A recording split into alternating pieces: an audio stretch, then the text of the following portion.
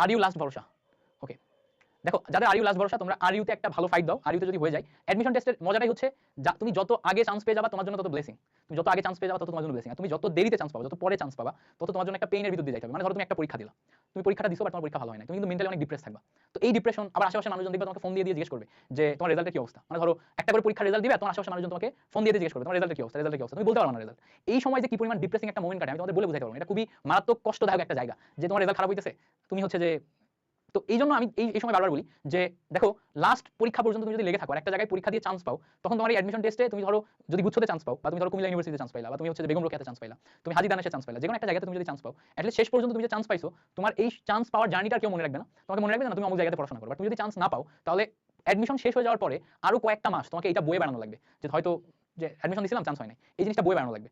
তো দেখো চান্স পাইলেই যে তোমার জীবন শেষ হয়ে যাবে তাও না, আবার চান্স না পাইলে যে তোমার জীবন থেকে সবকিছু শেষ হয়ে যাবে তাও না, জিনিসটা এরকম না। বাট এতটা পরিশ্রম করছো, এতটা এফোর্ট দিছো, তোমার বাবা মা এত টাকা পয়সা খরচ করছে, তোমার ফ্যামিলি তোমার প্রতি এতটা এক্সপেক্ট করে, আমার মনে হয় যে এই এক্সপেকটেশনটা যাচাই করার জন্য বা এক্সপেকটেশনটা কিছু একটা দেখানোর জন্য যে আমি একটা পারসন যে আসলে অর্থিত, আমার উপর ভরসা করা অর্থিত, বা আমি আসলে ট্রাই করলে কিছু একটা করতে পারবো জীবনে, এটা প্রুফ করার জন্য হলে তুমি ট্রাই করো যে লাস্ট পর্যন্ত কোথাও না কোথাও চান্স পাইতে। আর অনেকে আবার হাল ছেড়ে দিয়ে ডিপ্রেশনের কারণে চান্স পাও না। দেখো যারা এখন অনলাইনে পড়ে তার ভিতরে মোটামুটি সুমন ভাই আমরা হচ্ছে যে একদম লাস্ট পর্যন্ত সাপোর্ট দিয়ে থাকি স্টুডেন্টদের। মানে একটা জায়গায় যেন তোমার চান্স হয় এটার জন্য একদম লাস্ট পর্যন্ত আমি সুমন ভাই আমরা সাপোর্ট দিয়ে থাকি, এবং স্টুডেন্টরা মোটামুটি আমাদেরকে ভার্সিটি কমিউনিটির এই জায়গাগুলোতে ভরসা করে। আগে আমি আলাদা পড়াইতাম, সুমন ভাই আলাদা পড়াইতো, স্টুডেন্টরা অনেক বেশি মানে ইয়া করছে, রেকমেন্ড করছে ভাই আপনারা দুজন একসাথে পড়ালে বেটার। এখন কিছু কিছু কোর্সে আমরা একসাথে পড়াই, আমি এবং সুমন ভাই একসাথে পড়াই।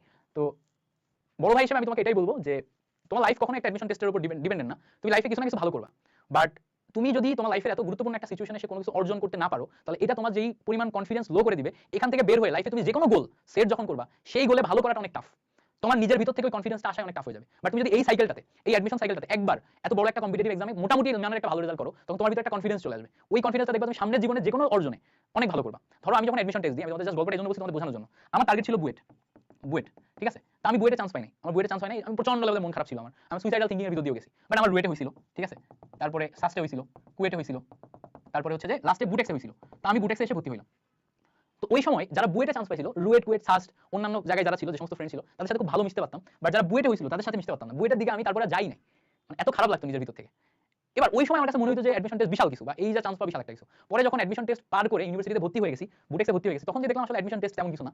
চান্স পাওয়ার পরে আমি এখন আমার ক্যারিয়ারটা কিভাবে সাজাবো, এরপরে কি করবো, পড়াশোনা কোন দিকে নিয়ে যাবো, আমি কি ইউনিভার্সিটিতে ভালো রেজাল্ট করে টিচিং এর দিকে যাবো, বিদেশে যে সেট করবো, বিদেশে যে সেট হবো, নাকি দেশে কিছু করবো, আমি কি টেক্সটাইল ইন্ডাস্ট্রিতে চাকরি করবো, নাকি আমি পড়াইতে পছন্দ করি, আমি টিচিং প্রফেশনে যাবো, কোন দিকে আমার স্কিল ডেভেলপ করা লাগবে, আমি আসলে কি টাইপের ক্যারিয়ারে যাবো, এটা অনেক বেশি ইম্পর্টেন্ট। যখন ওই সময় যে রিয়েলাইজেশন আসলো তখন বুঝলাম যে অ্যাডমিশন টেস্ট অনেক কিছু না, বাট অ্যাডমিশন টেস্টের সময় আমি যে এক জায়গাতে চান্স পাইছি, এতগুলো জায়গাতে চান্স পাইছি, কিভাবে চান্সটা পেতে হয় বা কিভাবে কোনো কিছু অর্জন করতে হয়, এটা আমি শিখে গেছি। সো এখন আমি কোনো কিছু শিখে টাকা ইনকামের দিকে আমাকে যেতে হবে। তো আমাকে ভিতর থেকে কনফিডেন্স দিছে। আরেকটা উপকার হয়েছে, অ্যাডমিশনে চান্স পাওয়ার আগে আমার নিজস্ব কোনো পরিচয় ছিল না, নিজস্ব কোনো পরিচয় ছিল না। তাই অ্যাডমিশনে চান্স পাওয়ার পরে ঢাকাতে যখন যে কোনো জায়গায় যে কিছু অ্যাপ্রোচ করতাম, কাউকে কিছু বলতাম, তখন আমি বুটেক্সে পড়াশোনা করি এটা বললেই আমার গ্রহণযোগ্যতা চলে আসতো, এবং সবাই আচ্ছা বুটেক্সে পড়াশোনা করো তাহলে তুমি ভালো স্টুডেন্ট, আচ্ছা ওদের একটা ভরসা চলে আসতো যে আমাকে কাজ দিলে আমি পারবো, বিকজ আমি অলরেডি একটা জায়গাতে চান্স পেয়ে প্রুভ করছি যে আমি কিছু একটা করছি লাইফে। হ্যাঁ, তো ওই যে মানে ভরসার জায়গাটা চলে আসতো। তো আমি এই জন্য তোমাকে বলছি তুমি যদি এখন এই লাস্ট মোমেন্টে এফোর্ট দিয়ে কিছু একটা ট্রাই করো, তোমার নিজের নামের সাথে একটা ইউনিভার্সিটি আসবে, যেটা একটা ব্র্যান্ডিং দিবে, মানুষ তোমাকে ভরসা করা শুরু করবে, বা ওই জিনিসটার উপর ডিপেন্ড করে তুমি যখন পরিচয় দিবা, তখন দেখবা যে মানুষজন চিন্তা করবে না তুমি এটা করছো, তুমি পারছো, তার মানে তুমি পারবা। হ্যাঁ, তো তুমি কাজ পাবা, তুমি ইনকাম করার একটা প্রসেসে যাইতে পারবা, তুমি যে কোনো জায়গায় যে একটা গ্রহণযোগ্যতা পাবা।